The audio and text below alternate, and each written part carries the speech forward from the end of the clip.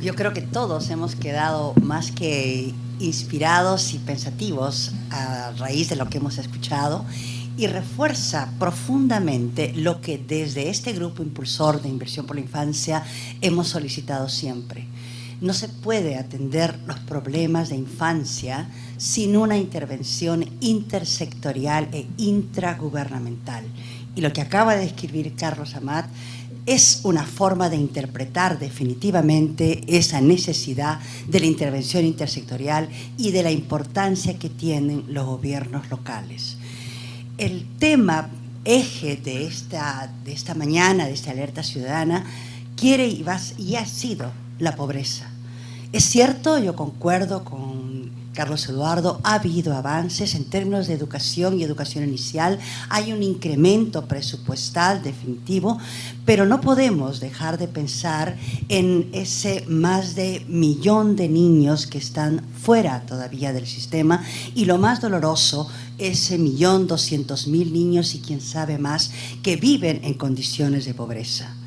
Yo creo que el gran reto del país, pero que puede realmente atacarlo de una manera mucho más creativa en este gobierno y en los que vengan, es la superación de la pobreza.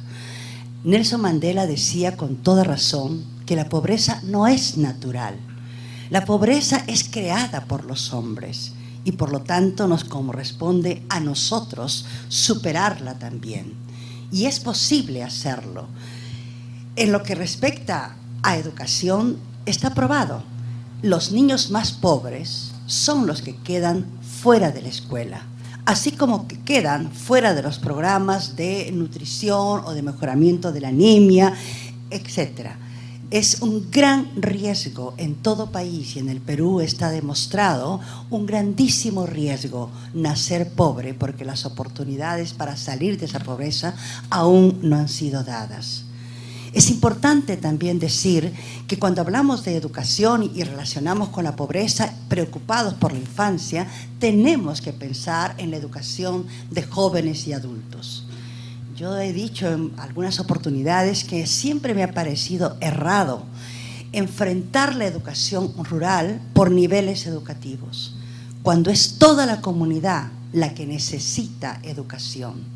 Los más abandonados no han sido solamente los infantes menores de 5 años, han sido también los adolescentes, los jóvenes, que acabando la primaria muchas veces no han tenido dónde estudiar. Entonces, muy similar a lo que acaba de describir Carlos Amat, estas plataformas de servicio, pues en términos educativos debemos entender las unidades de pobreza, que no es únicamente el nivel de educación inicial o el nivel de educación primaria o el de secundaria. Todo este cambio cultural que está también clamando Carlos Eduardo, este cambio cultural para entender el porqué de la anemia, entender el por qué continúa la desnutrición, por qué tanto embarazo y qué pasa con esas criaturas. Ese cambio cultural implica educación, y educación de toda la población, y de una manera mucho más creativa y mucho más ligada a su contexto en esas poblaciones que son las más difíciles de superar pobreza, como las alpaqueras, que acaban también de ser descritas ante nosotros. Cuanto más alejado, cuanto más alto puede estar en el llano, pero muy alejado, donde no hay carreteras, donde no hay forma de llegar al otro lugar sino caminando, allí es donde se empoza la pobreza. Entonces, es obligación de todos pensar en cómo superarla. El último informe mundial de la UNESCO tiene un capítulo sumamente interesante que ha llamado "La educación transforma la vida". Y es verdad, pero no cualquier educación. Solo la buena educación, la calidad de la educación, una educación que es pertinente al contexto sociocultural, al contexto lingüístico, al contexto económico, solo esa educación de calidad, por su pertinencia, es la que logra transformar la vida de las personas. Y ese es el gran reto que tenemos de aquí en adelante. Estoy de acuerdo, los diagnósticos casi no varían y más nos producen sensaciones de insatisfacción, de no avanzar, pero tenemos que pensar cada uno de nosotros como ciudadano cuánto estamos contribuyendo a pensar en nuestro país en su tremenda complejidad.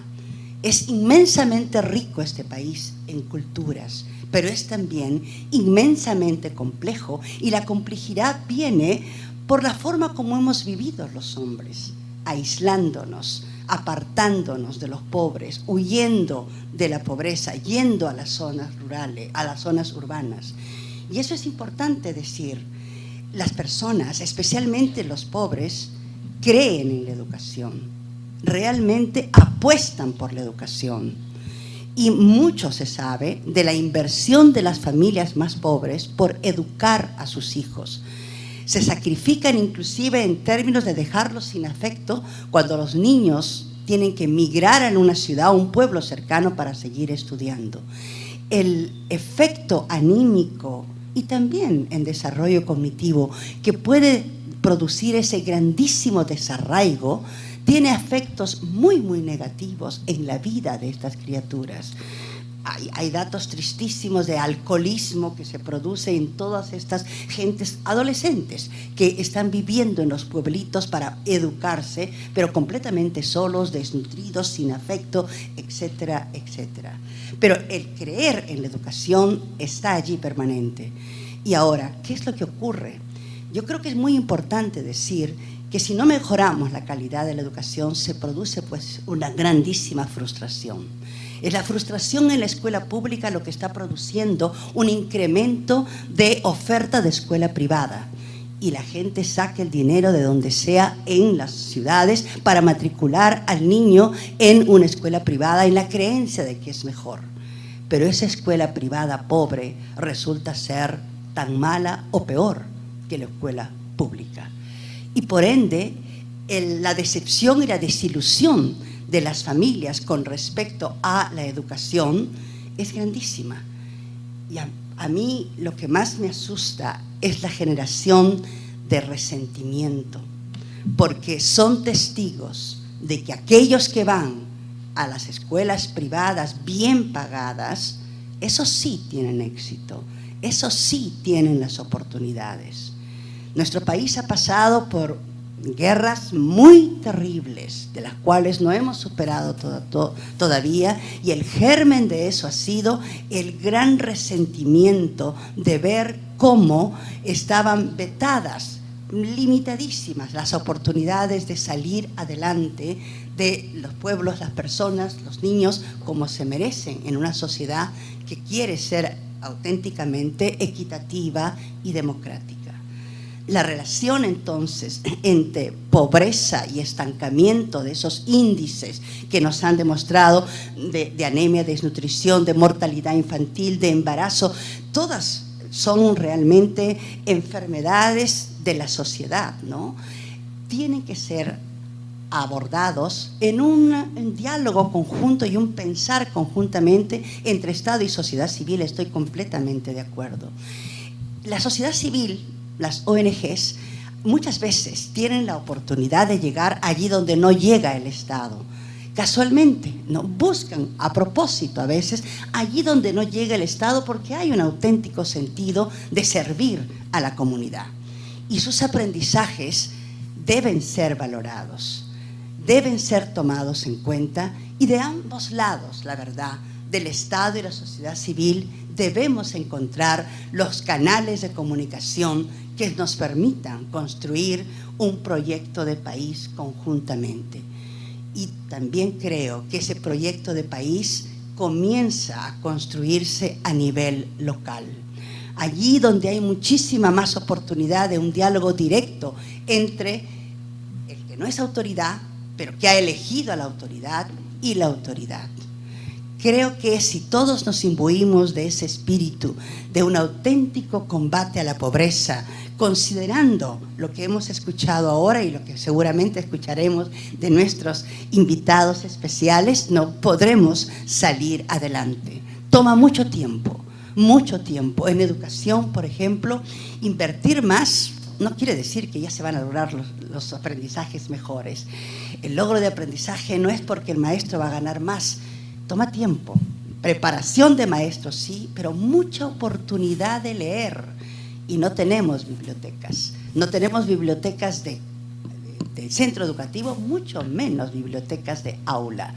Y eso no he escuchado hasta el momento, que hay una inversión considerable en dotar de material de lectura, que es la forma de ingresar y conocer los otros mundos, además de permitirme analizar mi propio mundo.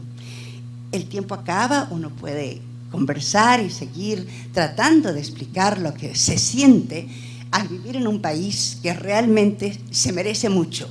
Y lo que menos se merece son esos gobiernos regionales que hoy día nos avergüenzan hasta el mundo. Tomemos conciencia de eso y sé que podemos construir un Perú mucho mejor. Gracias.